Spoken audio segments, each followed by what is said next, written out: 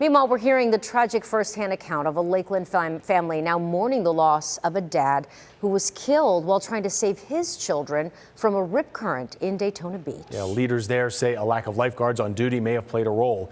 ABC Action News reporter Rebecca Petit has their story. What was supposed to be a fun weekend in Daytona Beach turned deadly. And now Lakeland family is without a father after a rip current pulled him under and no lifeguard was there to help.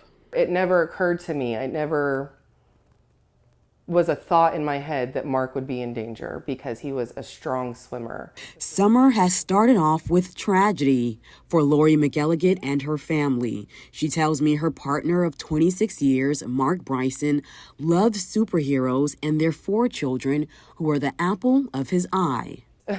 He was the fun parent, you know, mom had to be the one to say, okay, it's bedtime.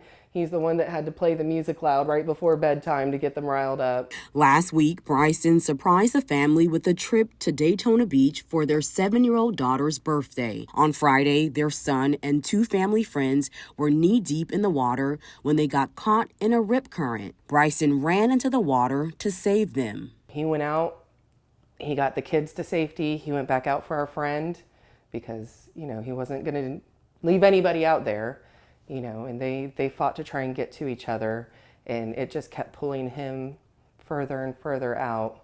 He did not make it back to the shore alive. Mark would have done it for a complete stranger, so the fact that he did it for his loved ones, you know, is not a surprise whatsoever. For several weeks, Volusia County beach safety officials have been flying the red flag, signaling hazardous rip current conditions. Don't fight through that rip current, swim parallel to shore if you can. Most importantly, though, if you find yourself exhausted, just turn around and float, yell for help. But if you're in front of that staff lifeguard tower, many times they can see you caught in that rip current before you even realize you're in it. But McElligott tells me there was no lifeguard on the part of the beach where her family was located. There is a nationwide lifeguard shortage. We are feeling the effects of that as well. Bryson's high school sweetheart is left wondering if the outcome could have been different had a lifeguard been on duty that day. He was a superhero to his kids always, but I think he's a superhero to a lot more now. There have been more than 500 rescues on Daytona beaches over the last 2 weeks.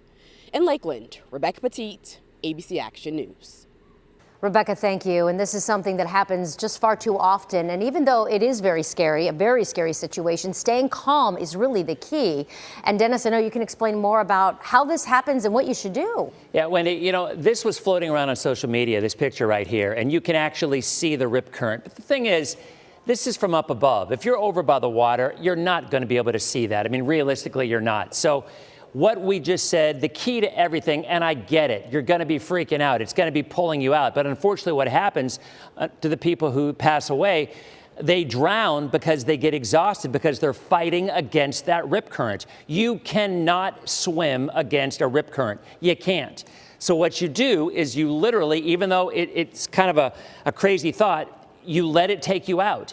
Because the thing about a rip current is they don't last that long. There's a sandbar, and once it takes you past the sandbar, it's over. So the key more than anything is don't fight the current. Yes, if you can swim parallel to the beach, along the beach, you will get out of it quickly. But let's say it's too strong and you don't even want to do that. You can literally float past it. It won't take that long, and once you do, then you can swim parallel to the shore. It happens every summer, and there's absolutely no need for this to happen. If you follow the rules and you literally keep your head on and you don't freak out, you will get out of that rip current and go back to safety. Jameson?